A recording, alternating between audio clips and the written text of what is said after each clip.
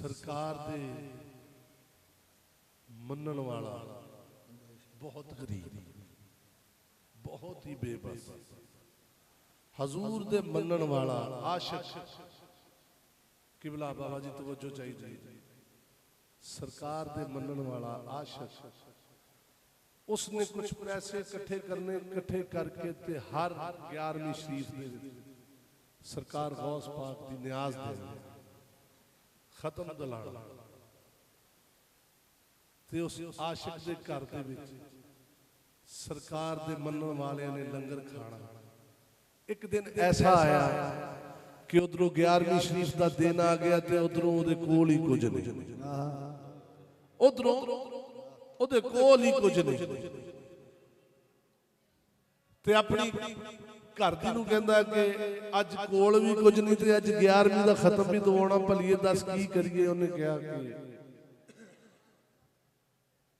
मैं ते दा कोई जवाब नहीं दे सकती, इंज करो मैनू किते गिरवी रखवाया, मैनू किते गिरवी रखवाया, मेरे कुछ पैसे मिलणगे खत्म दिलाना, कम ते जाना ते जाके पैसे अदा कर देना, मैं वापस आ जाऊंगी।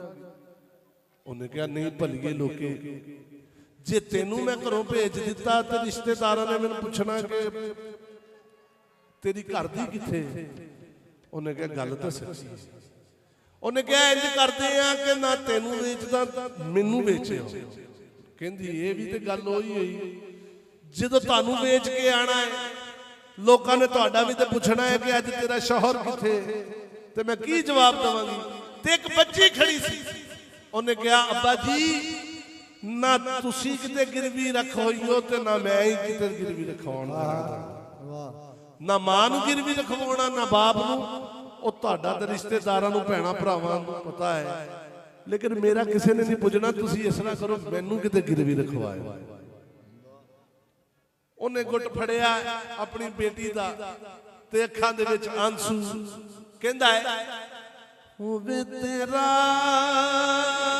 ਮੁਰੀਦ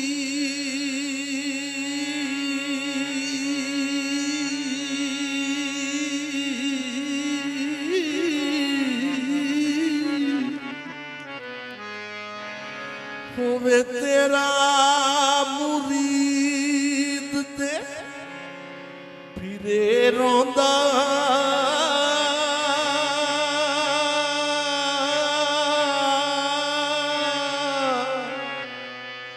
अब्दुल कादर आएडी अंधेर क्यों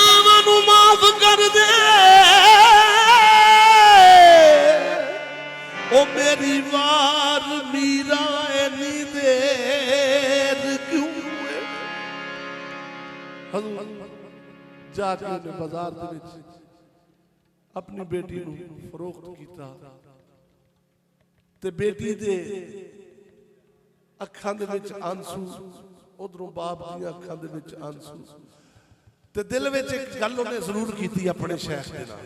ओ गल किहड़ी कीती है? शाहे जीलानी मीरा शाहे जीलानी बादे खैर मंगती नूं, मीरा शाहे जीलानी बादे खैर मंगती, ओ मीरा शाहे जीलानी बादे खैर मंगती।